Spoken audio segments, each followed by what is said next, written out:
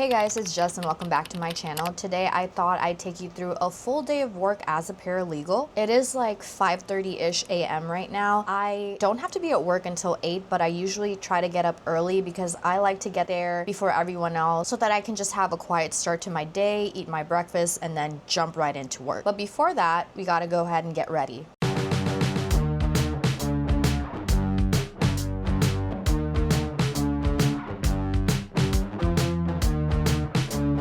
So as I do my makeup, I thought I'd talk a little bit about how I became a paralegal, what my background was, and how I ended up where I'm at now. First off, I actually completed my bachelor's degree in communications. I did have an interest in law and possibly doing my JD after I graduated, but I wasn't fully sure yet, so I didn't choose political science just because when you do that, you kind of just lock yourself into the legal field and doing things that relate to that degree. So I did communications with a concentration in public relations, and I also had a minor in business administration. That way I kind of had more well-rounded knowledge when it comes to going into the workforce afterwards. So after finishing my bachelor's degree and kind of getting more of an idea of what public relations looked like, I decided that it really wasn't for me. So right after I graduated, I ended up doing a paralegal certificate program. Now, the main reason I did that is because I wasn't quite ready to go into the workforce yet. Plus, the program that I signed up for had an excellent internship program where you get matched with a firm, and usually the people that I spoke with got hired with that firm that they interned with, and so it was pretty much a sure thing. So I did the program for 2 years, and I would say it was a really good program. My department head was awesome, and she really cared about her students. She actually was an attorney, and she decided not to practice. She liked being a paralegal more than she wanted to be an attorney, so it was kind of interesting because I kind of got to see both sides of things from her point of view. But yes, anyways, I completed that. I took classes like legal research, torts, criminal law, family law, really all the major fields of law. Now, when it came time to find an internship, I found my internship on my own. Actually, I did my research, but the department head really did help me as well. I let her know that I was interested in estate planning, and so she gave me a few firms that her program has worked with. I didn't end up going with any of those firms just because I already had another firm and attorney in mind, and so that's what I ended up doing. So this was around 2021 when I was doing the internship, right after the pandemic and everything, so it was kind of strange to go back into the workforce with that happening, but it ended up working well for me. And so my attorney was great. She was really awesome in helping me get acclimated to the field of law and all of that, and I had also a coworker who had been a legal assistant for years and years, and so I learned a lot from him. He did eventually leave though, and so my attorney ended up hiring me as a paralegal right after I finished my certificate program. So the first few months after my coworker left was pretty much sink or swim. Like, I literally took home the probate code and the estate planning templates that we had and would study it in my own time just so I could catch up and not fall behind. Now, I'm a perfectionist, and so I needed to know everything right then and there, which kind of was to my own detriment because, of course, that's putting a ton of pressure on yourself. But eventually I did get to a point where I felt comfortable that I knew what I was doing for the most part, and my attorney trusted me in that capacity as well. So I started doing more and more, drafting documents, communicating with clients, that kind of stuff. But it got to the point where it was hard for just me to handle it, and so we eventually hired somebody else to kind of serve as the main point of contact for clients, because as much as I do excel in handling clients, it's not my favorite thing in the world. I'm very introverted, and so I like being a paralegal because most of the time you're just sitting there and you're really focusing on the legal documents and just doing administrative tasks for your attorney to make their life easier. So I really did not have time to be sitting there answering the phone all day long. And plus, as an introvert, it kind of killed my social battery every day. Plus, I'm kind of a bit more blunt, which helps if you've already established that relationship with a client so that you can set boundaries. But when you're starting out with intake and you're trying to make a first impression on these clients for the first time, you really have to turn it on. And I could do that, and I did do that for a long time, but I hated hated it because it's not in my nature to baby people. I will tell you how it is and you just have to deal with that. Like, I'm not gonna change the facts just because you don't like it. So we did eventually hire somebody who was more suited to that. To this day, still love my coworker. I had a big part in hiring her. I still talk to her, she's awesome. But plot twist, we both ended up leaving. And I'll tell you exactly why.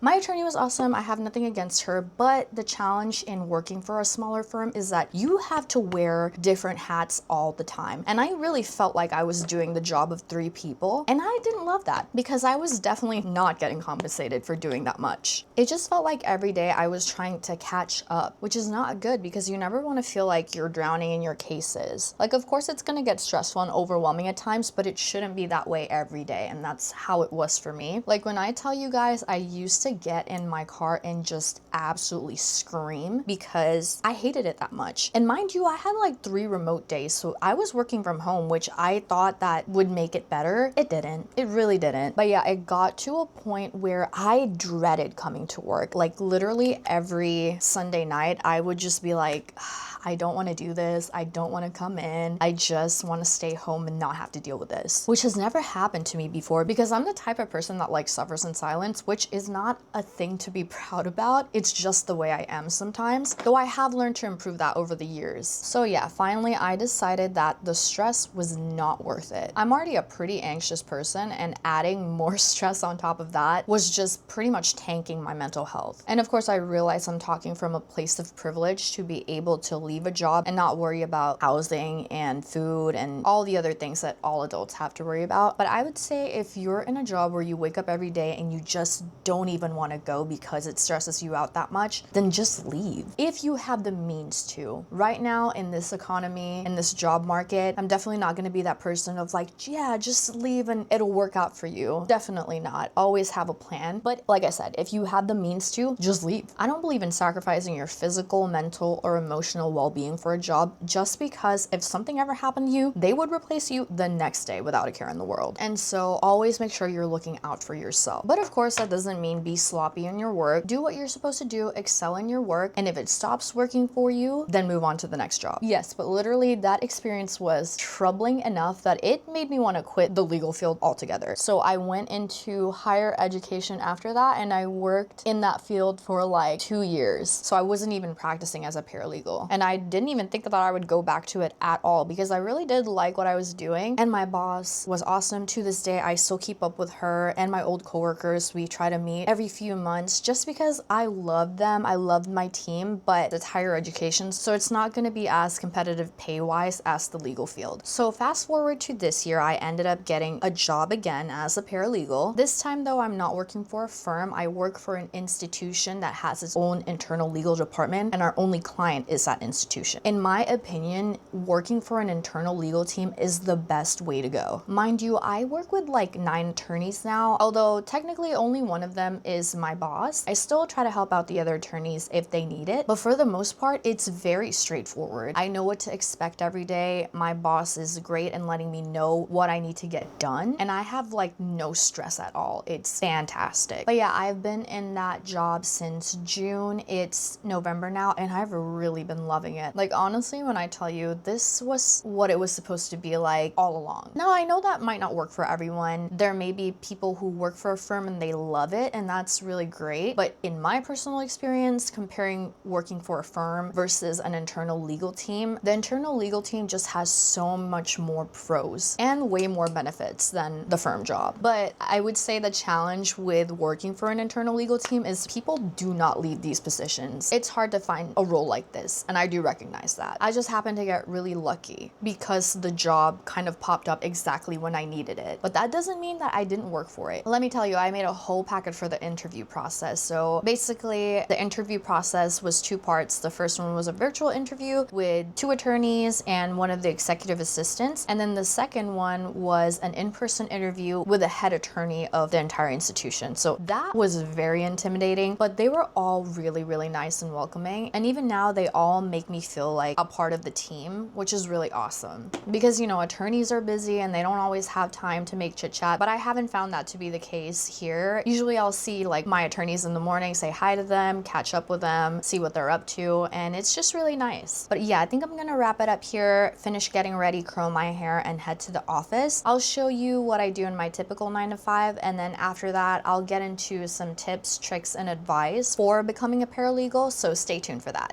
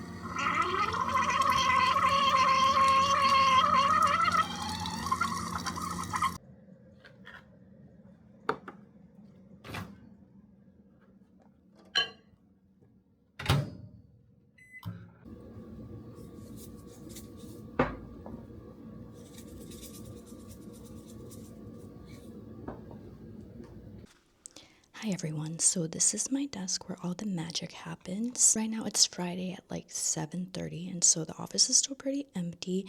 It's also the Friday before Thanksgiving, so I think it's gonna be pretty quiet. It usually is anyways, but I think a lot of my attorneys will be out today. But I am looking forward to having the whole week off next week, so we're just gonna get this workday done. I'm gonna eat breakfast and we're gonna get going.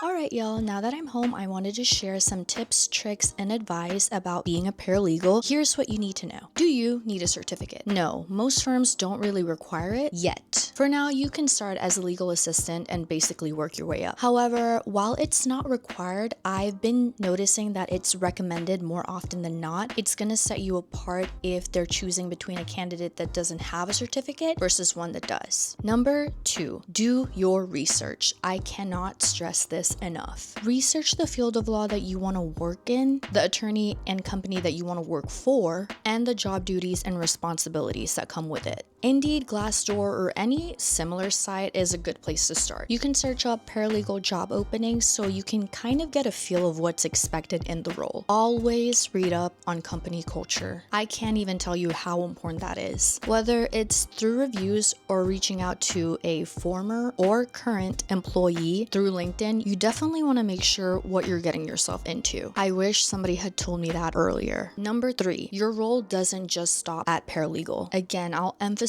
how important it is to do research, because depending on the field of law, company, or attorney that you work for, you may be expected to do things beyond your actual title. Like I mentioned, I ended up getting hired at the firm that I did my internship with, and it was a smaller firm, so I was basically in charge of vetting out candidates for a client-facing role. I reviewed resumes, I conducted phone interviews, and I even discussed my top preferences with my attorney before she hired that person. While we were waiting for the perfect candidate for that role, I was actually acting as the front desk receptionist and client intake specialist. Basically, I was filling 3 roles at the time. 1, I had my paralegal role, of course. 2, I was acting as the front desk receptionist / intake specialist, where I was communicating with our potential clients and current clients, updating them on cases and things like that. Number 3, I was also basically HR, because I facilitated the whole hiring process for the person who would eventually fill that role. Luckily, I was never treated as a personal assistant, but I do know that some attorneys may expect you to fill that role as well, so keep that in mind. I'm so lucky now that I really only fill the role of paralegal, so my job duties and responsibilities are what you would typically expect. Number 4,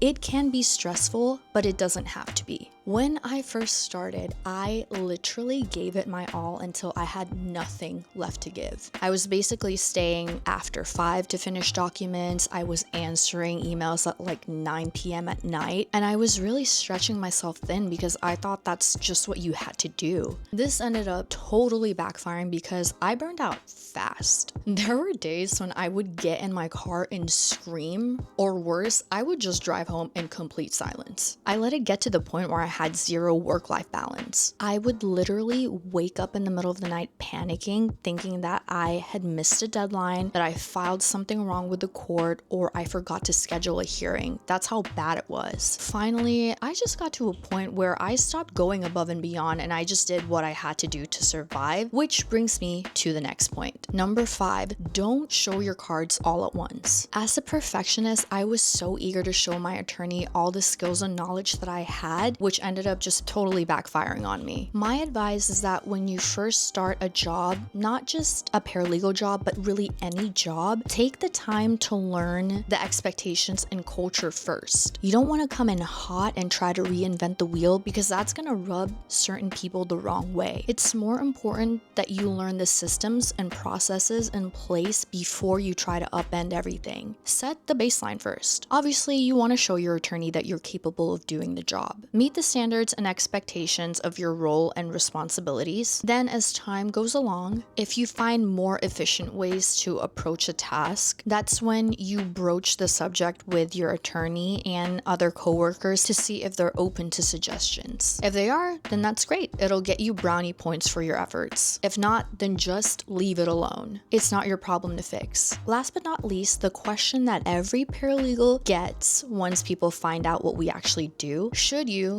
go to law school? This depends on the person. For me, I did consider completing my JD, but ultimately I decided against it. For now at least. Never say never. But at this point in my life, the work that I do is rewarding, the pay is competitive, and I don't have that added pressure of my license being on the line if something goes wrong. It may be completely different for you. If being a lawyer is what you want to do, then by all means, go for it. All in all, I truly enjoy being a paralegal, but I haven't always. I almost completely abandoned it. The key thing is to find the field of law, the company, and the attorney that works best for you. Now that I found that in my current job, I'm stress-free, I have a clean work-life balance, and I genuinely look forward to coming to work every day. That's exactly what you want. I think that's all for this video, but if you have any other paralegal related questions, then please feel free to ask. I hope this was helpful, and as always, thank you guys for watching. Like and subscribe if you're interested in seeing more of this content, and I'll see y'all next time. Bye!